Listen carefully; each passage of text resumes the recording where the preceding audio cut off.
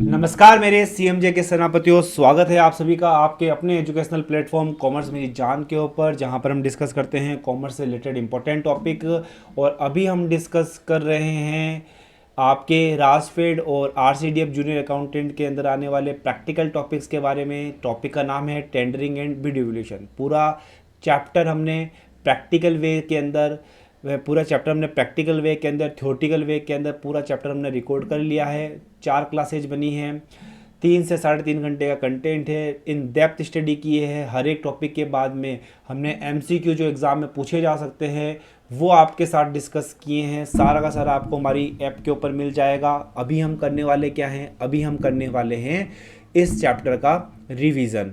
Already chapter करवाया जा चुका है, 3-3.5 घंटे की क्लासेज है। डिटेल के अंदर सब कुछ बताया गया है, एक एक पॉइंट को आपको अच्छे से समझाया गया है। अब इस क्लास में हम करने वाले हैं इसका क्विक रिवीजन। 20 से 30 मिनट का मेरा टारगेट रहेगा फटाफट से आपको रिवीजन करवा देने का। क्लासरूम नोट्स हमने क्लास 1 में बना दिए थे, अच्छे से इनको समझ लिया था। इसकी क्लासेज यूट्यूब के ऊपर भी अपलोड कर दी है, आप वहाँ से चेकआउट कर सकते हो इसको। अभी हम क्या करने वाले हैं, डायरेक्ट नोट्स के ऊपर हम यहाँ पर जाने वाले हैं। नोट्स का हम यहाँ पर डिस्कशन करने वाले हैं। अगेन मैं कहता हूँ सुपर फास्ट रहने वाला है, 3-3.5 घंटे में बिल्कुल डिटेल में समझाया है। ये सुपर फास्ट रहने वाला है जस्ट फॉर रिवीजन। देखो, बिड एंड टेंडरिंग इवोल्यूशन के अंदर आपको RTTP, Rajasthan transparency in public procurement act 2012 और रूल्स 2013 को ध्यान में रखना पड़ेगा। एक्ट तो जो है वो पॉइंट्स बताता है और रूल्स बताता है कि ये चीज़ कैसे होगा। जैसे एक्ट बता देगा भाई बिड सिक्योरिटी होती क्या है, रूल्स बताएगा कि बिड सिक्योरिटी कितनी होनी चाहिए, कैसे काम करेगी, कैसे वापस रिफंड जाएगा, वो सब आपके रूल्स बताएंगे। प्रोक्योरमेंट प्लान क्या होता है, प्रोक्योरमेंट प्लान मैंने बताया था कंसर्न सेक्शन जो होता है वो टेंडर डिपार्टमेंट को बोलता है कि हमको इस चीज़ की रिक्वेस्ट है। वो इसका एक पूरा चिट्ठा लगता है कि भाई आपको कौन से नेचर का ये प्रोक्योरमेंट है, गुड्स का कर रहे हो, सर्विसेज का कर रहे हो, वर्क्स का कर रहे हो, क्या इसकी एस्टिमेटेड वैल्यू लगेगी, कितनी कॉस्ट आपकी लगने वाली है, क्या बजट कोड आपके लिए होने वाला है, रुपया कहाँ से आपको मिलेगा, क्या टाइम फ्रेम रहेगा पूरी की पूरी बिड प्रोसेस का, है ना, क्या टाइम फ्रेम रहेगा आपकी बिड प्रोसेस का। अगर कोई काम 1 साल से ज़्यादा का चलने वाला है तो अगले साल और उसके भी अगले साल आपको, या उसके भी अगले साल जब तक आपका काम चलेगा, कितने बजट की आपको रिक्वायरमेंट रहेगी, है ना। ये सारी चीज़ें आपके प्रोक्योरमेंट प्लान के अंदर डिस्कस कर ली जाती है। इसके अलावा कोई भी काम है, टेंडरिंग का काम आपका पर्सनल काम नहीं है, ऑर्गेनाइजेशन का काम है, तो आपको वहाँ पर एडमिनिस्ट्रेटिव अप्रूवल भी लेनी पड़ेगी एज वेल एज बजट की अप्रूवल भी लेनी पड़ेगी कि हमारे पास सफिशिएंट बजट है इस काम को करने के लिए। ऐसा नहीं कि बीच में बजट ना रहे हमारे पास उस काम को करने के लिए, इसलिए सब चीज़ें पहले ही आपको अप्रूवल लेनी है। बिड सिक्योरिटी कितनी होनी चाहिए, बिड सिक्योरिटीज़ क्या होती है, कोई भी एरा गेरा नथु गेरा आकर बिड ना लगा जाए। ऐसे ही कोई एरा गेरा नथु गेरा आकर आपको ये प्रैक्टिकल टॉपिक्स ना पढ़ा जाए जिसने कभी सरकारी कामकाज किए ही नहीं है, उससे भी आपको सावधान रहने हैं, है ना, क्योंकि अभी आएंगे बहुत सारे आएंगे आपको पढ़ाने वाले इससे, है ना।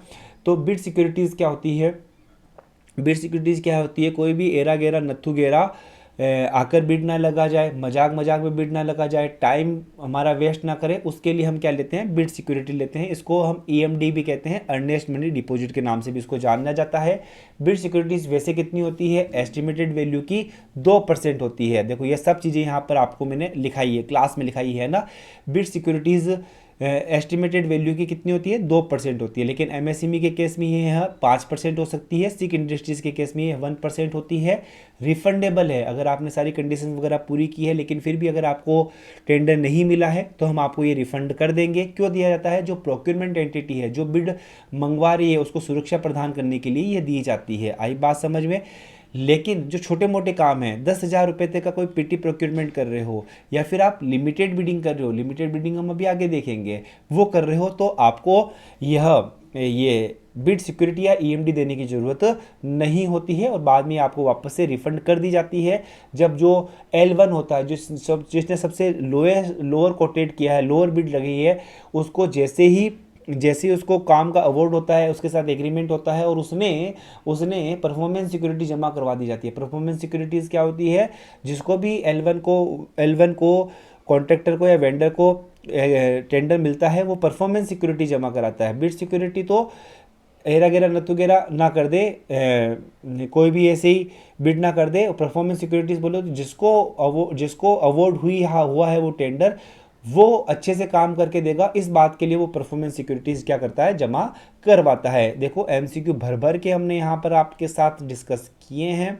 उसके बाद में परफॉर्मेंस सिक्योरिटीज़ भी मैंने आपको बता दी। Performance security generally central level के ऊपर 5% की होती है। यहाँ पर जो गुड्स एंड सर्विसेज के केस में 2.5% होती है। अगर गुड्स एंड सर्विसेज जो होती है स्मॉल स्केल इंडस्ट्री में तो 0.5% होती है, और अगर सिक इंडस्ट्री के केस में 1% होती है। लेकिन वर्क्स के केस में, वर्क्स का मैंने आपको बताया है, कोई कंस्ट्रक्शन वगैरह कराने वाला काम, उस केस में वो कितने परसेंट होगी, 3% होगी ऑफ दी वर्क ऑर्डर। ध्यान रखना जो बिड सिक्योरिटी होती है वो एस्टिमेटेड वैल्यू का होती है। एस्टिमेटेड वैल्यू बोले तो ऑर्गेनाइजेशन जो प्रोक्योरमेंट एंटिटी होती है वो बताती है कि हमारी एस्टिमेटेड कॉस्ट 1 लाख रुपए की है, तो इस 1 लाख का 2% जमा कराना पड़ेगा। लेकिन जो परफॉर्मेंस सिक्योरिटीज़ होती है, जैसे कि उसने 1,10,000 को ट्रेड किया था ना हमारे एग्जाम्पल में क्लास 1 में, है ना, तो उसको 2% जमा कराना, उसका उसको 2.5% जमा कराना पड़ेगा। 2.5% है ना, सॉरी, ये 2.5% है। गुड्स एंड सर्विसेज के केस में 2.5% उसको जमा करवाना होगा। ठीक है, फटाफट समझ में आया मेरी को बात आपको? बिल्कुल सर जी, आपकी बात हमको समझ में आई कि जो बिड सिक्योरिटीज़ होती है वो एस्टिमेटेड वैल्यू की होती है, जबकि जो परफॉर्मेंस होती है, जो आप बिड लगाते हो उसकी होती है। आपका जो बिड अमाउंट है उसकी ये आपके लिए परफॉर्मेंस सिक्योरिटीज़ होती है। अगेन भर भर के एमसीक्यू की है, समझ में आपको आने ही आने हैं। यहाँ पर अलग अलग तरह की बिड होती है, मैं आपको एक एक करके बिड के ऊपर लेके जाता हूँ। ओपन कम्पिटिटिव बिड जो मैंने आपको क्लास 1 के अंदर प्रैक्टिकल वे में समझाई थी। ओपन कम्पिटिटिव बिड 2-2 लिफाफे लिए जाएंगे, वो प्रोसीजर होगा, वो ओपन कम्पिटिटिव बिड होता है। मतलब कि यहाँ पर आप चाहते हो कि ये जो काम है वो मैक्सिमम जो वेंडर है, मैक्सिमम जो बिड लगाने वाले हैं वो यहाँ पर आए। आप इसका प्रॉपर जो बिड डॉक्यूमेंट्स वगैरह है, या फिर आप नोटिस इनवाइटिंग टेंडर्स है या नोटिंग इनवाइटिंग बिड है, उसको आप अपने एसपीपी पोर्टल, ये ध्यान रखना फुल फॉर्म पूछी जा सकती है, स्टेट पब्लिक प्रोक्यूरमेंट पोर्टल के ऊपर आप लगाते हो, ताकि मैक्स टू मैक्स लोग आए और आपके वहाँ पर बिडिंग करें। ज़्यादा से ज़्यादा लोग आएंगे, अच्छी क्वालिटी आपको मिलेगी, अच्छी प्राइजेस, अच्छी डील आपको वहाँ पर देखने को मिल सकती है। लिमिटेड बिडिंग का मतलब होता है, लिमिटेड बिडिंग का मतलब क्या होता है, डायरेक्ट मैं आपको यहाँ बता देता हूँ। लिमिटेड बिडिंग का मतलब होता है कि हम यहाँ पर लिमिटेड बिडर्स को ही पूछ रहे हैं, क्योंकि लिमिटेड बिडर्स ही वहाँ पर काम कर सकते हैं। जैसे कि एसी लगवाना है, 3-4 बिडर, आई बात समझ में? कोई हमको ट्रक लेना है, अगेन 3-4 कंपनियां हैं, आई बात समझ में? कोई हमको नेट वगैरह लेना है तो इंडिया में नेट देने वाली अगेन 3-4 कंपनियां हैं। तो इसी तरह से लिमिटेड बिडिंग होती है, क्योंकि वहां पर लिमिटेड बिडर ही एलिजिबल होते हैं, या फिर वो काम अर्जेंसी नेचर का होता है। आई बात समझ में? लेकिन यहाँ पर देखो ये लिमिट है, ये ध्यान रखना। अगर लिमिटेड बिडिंग अगर आप करते हो तो एक जो बिल है, मतलब एक टेंडर का जो बिल है वो 2 लाख रुपए से ज़्यादा का नहीं होना चाहिए। और साल भर में लिमिटेड बिडिंग के थ्रू जो बिल जाएंगे, जो टेंडर जाएंगे, वो 10 लाख रुपए से ज़्यादा का नहीं होने चाहिए। ये लिमिट बहुत ही इंपॉर्टेंट है, एग्जाम में पूछी जा सकती है। यहाँ पर पंचायती राज की जो संस्थाएं होती है वो एक लिमिटेड जो बिड है वो 6 लाख रुपए से ज़्यादा नहीं हो सकता। 6 लाख इन वन अकेजन। और साल भर में ये कितना हो सकता है, 60 लाख हो सकता है। मतलब कि जो पंचायती राज संस्थान है लिमिटेड बिड के थ्रू अगर टेंडर करती है तो उसकी अमाउंट साल भर में 60 लाख रुपए से ज़्यादा की नहीं होनी चाहिए, क्योंकि यहाँ पर टाइम की कमी है। तो बिड सबमिशन के लिए नॉर्मली 30 डेज मिलते हैं, यहाँ पर 7 डेज मिलेंगे, और अगर और भी ज़्यादा अर्जेंसी है तो 3 दिन मिलेंगे। ये बात ध्यान में रखना, ठीक है? ये बातें बता दी मैंने। सिंगल सोर्स प्रोक्योरमेंट बोले तो एक ही जने को हम बुला रहे हैं। क्यों? क्योंकि या तो उसके पास एक्सक्लूसिव राइट है जो ग्रीन है, बस नजरें वहीं पर रखो, या फिर काम बहुत ही एक्सट्रीम अर्जेंट से भी ज्यादा अर्जेंट है, या फिर कंपेटिबिलिटी बताए, जैसे मैंने बताया कि भाई वोल्टास का ऐसी है, उसका कोई पार्ट खराब हो गया, वोल्टास वाले से ही लेना पड़ेगा, या फिर नेशनल सिक्योरिटी का मामला है, या फिर कोई आर्टिस्टिक नेचर है, हर एक आर्टिस्ट की अलग अलग कला है, हमको बस वही आर्टिस्ट चाहिए क्योंकि उसमें ही वो कला है, या फिर वो कॉन्फिडेंशियलिटी वाला मैटर होता है, जहां पर जैसे कि जो आपके एग्जाम पेपर वगैरह की प्रिंटिंग करवाना, तो वहां पर आप एक सिंगल सोर्स प्रोक्योरमेंट आप अपना सकते हो। और इसमें भी ध्यान रखना, अगर किसी भी आर्टिस्ट को बुलाते हो तो आप, या किसी कंसल्टेंट को अगर आप बुलाते हो तो आप उसको मैक्सिमम 24 महीनों तक के लिए आप इस सिंगल सोर्स प्रोक्योरमेंट में लेकर आ सकते हो, और एक साल में उसको 12 लाख रुपए से आप ज्यादा नहीं दे सकते हो सिंगल सोर्स प्रोक्योरमेंट के अंदर। Award of work without call tender, मैंने कहा कि अर्जेंसी वाले जो काम होते हैं उनके लिए आपको कोटेशंस वगैरह भी मंगवा सकते हो। मिनिमम 3 लोगों से आपको कोटेशंस वगैरह मंगवानी पड़ेगी, ये बात आपको ध्यान रखना। स्पॉट परचेज बोले तो मैं जाऊंगा हाथों हाथ परचेज करके लेकर आ जाऊंगा। अर्जेंसी वाले काम है, अर्जेंसी वाले कामों के लिए होता है, बाकी सबके लिए लिए आपके लिए ओपन टेंडरिंग होती है। स्पॉट परचेज में एक बार की जो परचेज करोगे, जो एक बिल होगा वो 50,000 से ज़्यादा का नहीं होना चाहिए, और साल भर में जो स्पॉट परचेज के थ्रू जो आप परचेजिंग कर रहे हो 3 लाख रुपए से ज़्यादा की नहीं होनी चाहिए। तो अब देखो मैंने किस किस की पढ़ ली, लिमिटेड बिडिंग की पढ़ ली कि भाई वन अकेजन में 2 लाख से ज़्यादा का नहीं होना चाहिए, और साल भर में 10 लाख रुपए से ज़्यादा की लिमिटेड बिडिंग के थ्रू बिलिंग नहीं होनी चाहिए, टेंडरिंग नहीं होनी चाहिए। अगर पंचायती राज के केस में एक अकेजन में एक टेंडर में 6 लाख रुपए से ज़्यादा के टेंडर नहीं होने चाहिए, और साल भर में 60 लाख रुपए से ज़्यादा के वैल्यू के टेंडर नहीं होने चाहिए एक साल में। इसके अलावा ये मैंने पढ़ा क्यों, कोटेशन वाले में 1 लाख और 5 लाख की लिमिट है। कोटेशन में एक जो बिल होगा वो 1 लाख से, एक टेंडर होगा वो 1 लाख से ज़्यादा का नहीं होगा, और साल भर में 5 लाख से ज़्यादा के नहीं होंगे। स्पॉट परचेज में ये लिमिट 50,000 और 3 लाख है। आई बात समझ में, फटाफट समझ लीजिएगा।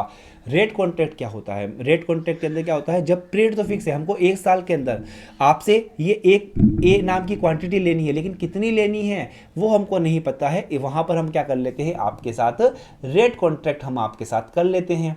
क्लियर है मेरी बात। और भर भर के एमसीक्यू हमने आपके साथ डिस्कस किए थे। चलो चलो चलो चलो चलो, रिस्ट्रिक्टेड टेंडर वो जो लिमिटेड टेंडर जैसा था, लिमिटेड टेंडर के जैसा ही था। कंपोजिट टेंडर का मतलब है एक बिल्डिंग जब बनाते हैं तो उस बिल्डिंग के अंदर देखो जो मेन वर्क कॉन्ट्रैक्टर होगा, जो कॉन्ट्रैक्टर होगा जो बिल्डिंग बनाता है वो तो रहेगा, उसमें आपके इलेक्ट्रिक का भी काम होगा, उसमें आपके गार्डनिंग का भी काम होगा, उसमें आपके फ्लोरिंग का भी काम होगा, उसमें आपके ये पानी वगैरह वाला जो है प्लम्बिंग का भी काम होगा। तो हम क्या करेंगे, उस एक कंपोजिट टेंडर को पकड़ लेंगे और कहेंगे भाई तू इन सब कामों के लिए जिम्मेदार रहेगा। आई बात समझ में। तो ये होती है आपके लिए कंपोजिट टेंडरिंग। इसके अलावा टाइम फ्रेम का जो रूल है वो मैंने आपको बताया था, ये वाला ये रूल है 30। इसको आप कैसे पढ़ोगे, इसको आप ऐसे पढ़ोगे, देखो जिस दिन से टेंडर ओपन हुआ वहाँ से 30 दिन का टाइम पीरियड आपको दिया जाएगा बिड को सबमिट करने के लिए। जैसे ही टाइम पीरियड खत्म होता है उसके 1 दिन के अंदर बिड को ओपन कर लिया जाता है, 3 दिन के अंदर अवॉर्ड कर दिया जाता है, मतलब जिसको भी बिड मिलने वाली है जो L1 था उसको अवॉर्ड कर दिया जाता है, 15 दिन के अंदर उससे साथ एग्रीमेंट कर लिया जाता है, और 3 दिन के अंदर उसको वाइडली पब्लिश कर दिया जाता है आपके जो ये स्टेट पब्लिक प्रोक्योरमेंट वगैरह की साइट्स के ऊपर कि इस बंदे को ये टेंडर हमने दिया था, इस बंदे को ये टेंडर मिल चुका है।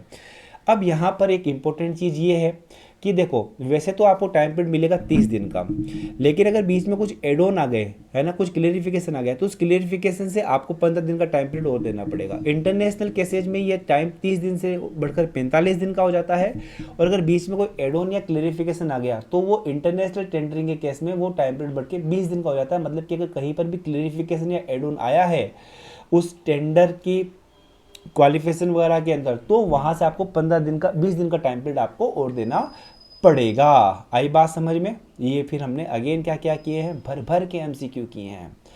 टेंडर विद 2 पार्ट्स मैंने बता दिया कि 2 पार्ट्स में पहला टेक्निकल कम फाइनेंशियल बिड होगा और दूसरा आपके लिए फाइनेंशियल एलिजिबिलिटी बिड होगा। सॉरी, टेक्निकल कम एलिजिबिलिटी बिड होगा पहले वाले में, और दूसरा आपका जो फाइनेंशियल बिड होगा वो रहेगा।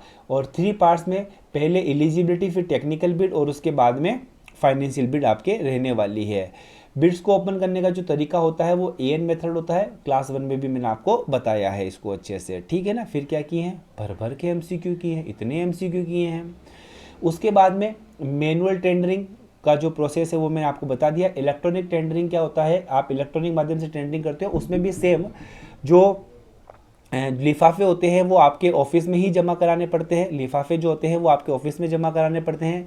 टेक्निकल कम एलिजिबिलिटी के वो लिफाफे ओपन होंगे, जो भी एलिजिबल रहेंगे उन सब का पोर्टल के ऊपर ये आपके ई-साइन के द्वारा, डिजिटल सिग्नेचर के द्वारा उनकी बिड को ओपन किया जाता है इलेक्ट्रॉनिक टेंडरिंग के अंदर। कितने मिनट के अंदर, 15 मिनट के अंदर अंदर हमने ये चैप्टर को कवर अप किया है। सर 15 मिनट में इतना फास्ट पढ़ाते हो क्या? नहीं, देख लिए है आपने कि भाई कितना फास्ट पढ़ाते हैं हम, है ना, कितनी एमसीक्यू हम कवर अप कर रहे हैं आपके लिए। ये तो बस एक रिवीजन था, है ना। आप भी इसका यूज़ कर सकते हो, और स्पेसिफिकली जिन्होंने सारी क्लासेस देख रखी है उनके लिए क्विक एग्जाम रिवीजन ये मैंने वीडियो बनाया है। All the very best for your exam.